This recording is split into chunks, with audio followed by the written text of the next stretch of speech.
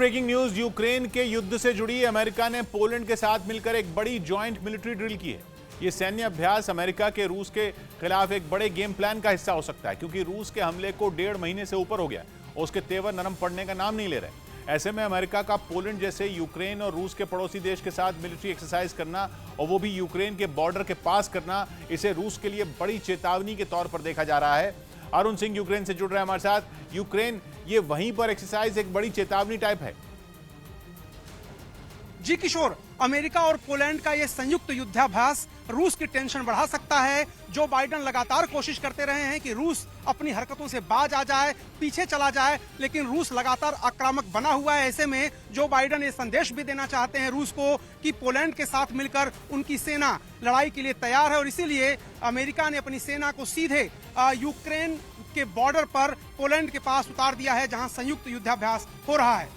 यानी अमेरिका अब एक ऐसा चक्रव्यूह रचने में लगा है जिससे रूस को घुटनों पर लाया जा सके, और इसीलिए अमेरिका ने पोलैंड के साथ साझा युद्ध अभ्यास किया।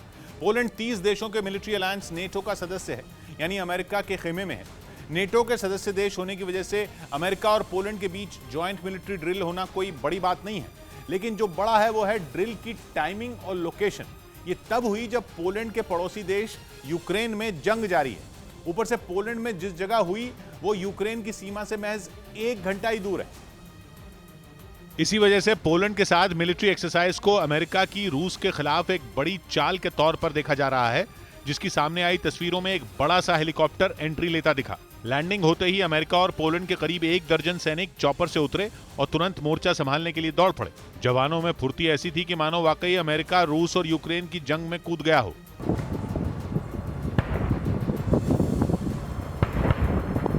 सेना के टैंक उबड़ खाबड़ मैदान में इधर से उधर दौड़ते नजर आए, और फिर तोपों से गोले ऐसे बरसे मानो अमेरिका रूस को ललकार रहा हो। पोलैंड के साथ मिलिट्री ड्रिल करके अमेरिका ने खुलकर अपना शक्ति प्रदर्शन किया और रूस को सीधी चेतावनी दी कि अगर पोलैंड या उसके जैसे बाकी किसी भी नेटो देश पर यूक्रेन की लड़ाई की आंच आई तो अमेरिका रूस को छोड़ेगा नहीं। और ये अमेरिका और नेटो का रूस और यूक्रेन की जंग की शुरुआत से ही कहना है। दोनों बहुत पहले साफ कर चुके हैं कि वो यूक्रेन में अपनी सेना नहीं भेजेंगे, लेकिन इसके साथ ही अमेरिका और नेटो ये भी कह चुके हैं कि वो रूस से नेटो की जमीन के एक-एक इंच की रक्षा करेंगे। इसलिए अमेरिका और पोलैंड का सैन्य अभ्यास बेहद अहम है। दोनों की मिलिट्री ड्रिल दक्षिण पूर्वी पोलैंड के जेशुव शहर के पास हुई, जो कि यूक्रेन के बॉर्डर से करीब 1 घंटा दूर है। यूक्रेन के इतने करीब सैन्य अभ्यास का मतलब तो एक ही है कि अमेरिका देर सवेर यूक्रेन की जंग में उतरने की तैयारी कर रहा है। इस मिलिट्री एक्सरसाइज के जरिए अमेरिका एक तीर से 2 नहीं बल्कि 3 निशाने साधने की कोशिश में। 3 इसलिए क्योंकि पोलैंड ही ऐसा इकलौता नेटो देश है और अमेरिका का साथी है जो यूक्रेन का भी पड़ोसी है, रूस का भी पड़ोसी है, और रूस के दोस्त बेलारूस का भी पड़ोसी है, जो कि इस जंग में खुलकर रूस के साथ खड़ा है।